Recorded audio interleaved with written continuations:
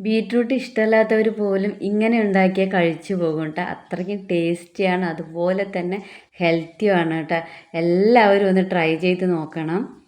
Hi friends, ഇന്ന് ഞാൻ പരിപ്പും ബീറ്റ്റൂട്ടും കൂടി ഒരു തോരൻ വയ്ക്കാനാണ് കേട്ടോ പരിപാടി. കഴുകി വെച്ച പരിപ്പിലോട്ട് 1/4 ടീസ്പൂൺ മഞ്ഞൾപ്പൊടി, 1/4 ടീസ്പൂൺ കല്ലുപ്പ് ഇട്ട് കൊടുക്കുന്നുണ്ട് കേട്ടോ. പിന്നെ അതിലോട്ട് 1/2 ഗ്ലാസ്സോളം വെള്ളം ഒഴിച്ച് കൊടുത്തിട്ട് ഒരു വിസിൽ വരുന്നതിന് മുമ്പ് നമുക്ക് ഓഫ് ചെയ്യണം കേട്ടോ. ഇപ്പം നമ്മുടെ പരിപ്പൊക്കെ കുഴഞ്ഞു പോകാതെ നല്ല രീതിയിൽ കുക്കായിട്ടുണ്ട് കേട്ടോ. നമുക്കിതൊന്ന് മാറ്റി വയ്ക്കാം. ഇനി നമുക്കൊരു പാൻ ഗ്യാസിൽ വെച്ചിട്ട് ചൂടാകുമ്പോൾ 1 ടീസ്പൂണോളം വെളിച്ചെണ്ണ ഒഴിച്ച് കൊടുക്കുന്നുണ്ട്. വെളിച്ചെണ്ണ ചൂടായ ശേഷം 1/2 ടീസ്പൂണോളം കടുക് ഇട്ട് കൊടുക്കുന്നുണ്ട്.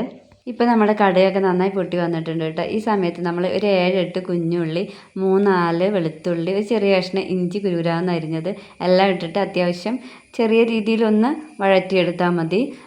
ഈ സവാളയാണ് കേട്ടോ ഈ കുഞ്ഞുള്ളിക്ക് പകരം ഇടാറ് ഈ ഒരു റെസിപ്പിക്ക്. പക്ഷേ എൻ്റെ കയ്യിൽ ഇല്ലാത്തത് കൊണ്ടാണ് നമ്മൾ കുഞ്ഞുള്ളി ഇട്ടത്. അപ്പം നിങ്ങളുടെ കയ്യിൽ സവാള ഉണ്ടെങ്കിൽ സവാള തന്നെ ഇടണം കേട്ടോ. നമ്മുടെ കുഞ്ഞുള്ളിയൊക്കെ ഇപ്പോൾ ട്രാൻസ്പെറൻ്റ് ആയിട്ട് വന്നിട്ടുണ്ട് കേട്ടോ. ഈ സമയത്ത് നമ്മൾ 2 മീഡിയം സൈസ് ബീറ്റ്റൂട്ട് സ്ക്വയറായിട്ട് അരിഞ്ഞത് ഇട്ട് കൊടുത്തിട്ട് ഒന്ന് വഴറ്റിയെടുക്കണം. ഈ ടൈമിൽ നമുക്ക് 1/4 ടീസ്പൂണിൽ കുറവ് മഞ്ഞൾപ്പൊടിയും ഒരു 1/2 ടീസ്പൂണോളം മുളക് പൊടിയും ചേർത്ത് കൊടുക്കാം. അതുപോലെ തന്നെ നമ്മൾ പച്ചമുളക് ചേർത്തിട്ടില്ല, അതുകൊണ്ടാണ് കേട്ടോ 1/2 ടീസ്പൂണോളം മുളക് പൊടി ചേർക്കുന്നത്. നിങ്ങൾക്ക് പച്ചമുളക് ചേർക്കണമെന്നുണ്ടെങ്കിൽ ഒരു കുറച്ച് ഒരു 1/4 ടീസ്പൂണോളം മുളക് പൊടി ചേർത്താൽ മതി. പിന്നെ നമ്മൾ നേരത്തെ പരിപ്പിൻ്റെ ഒപ്പം കുറച്ച് മഞ്ഞൾപ്പൊടി ചേർത്തിട്ടുണ്ടായിരുന്നു, അതുകൊണ്ടാണ് ഈ സമയത്ത് കുറച്ച് മഞ്ഞൾപ്പൊടി ചേർത്തത്. ഇതെല്ലാം ഒന്ന് നന്നായിട്ടൊന്ന് മിക്സ് ചെയ്തെടുക്കണം. അതിന് ശേഷം ഇത് അടച്ച് വെച്ച് വേവിക്കണം. പച്ചക്കറികളൊക്കെ മാക്സിമം അടച്ച് വെച്ചേ വേവിക്കാവൂ. എന്നിട്ട് ഇടയ്ക്കിടയ്ക്ക് ഞാൻ ഇളക്കി കൊടുക്കുന്നുണ്ടായിരുന്നു കേട്ടോ, അതൊന്നും ഞാൻ കാണിക്കുന്നില്ല. ഇപ്പം നമ്മുടെ ബീറ്റ്റൂട്ടൊക്കെ ഒന്ന് ഹാഫ് കുക്കായിട്ടുണ്ട്. ഈ സമയത്ത് നമ്മൾ അരമുറിയിൽ താഴെ തേങ്ങ ചിരകിയത് ഇട്ട് കൊടുത്തിട്ട് നന്നായിട്ടൊന്ന് മിക്സ് ചെയ്യണം.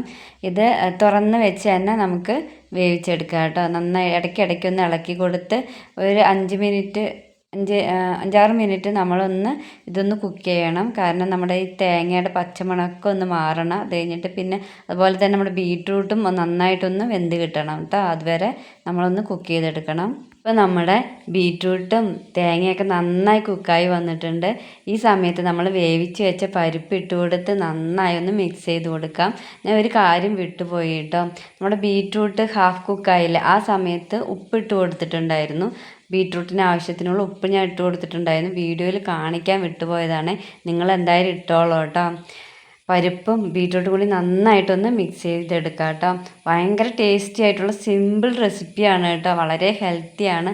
അതുപോലെ തന്നെ പരിപ്പും ബീറ്റ്റൂട്ടും തമ്മിലുള്ളൊരു കറി ഞാൻ ഉണ്ടാക്കിയിട്ടുണ്ട്.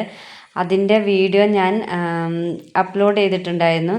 കാണാത്തവർക്ക് വേണ്ടി കമൻറ്റ് ബോക്സിൽ പിൻ ചെയ്തിടാവേ.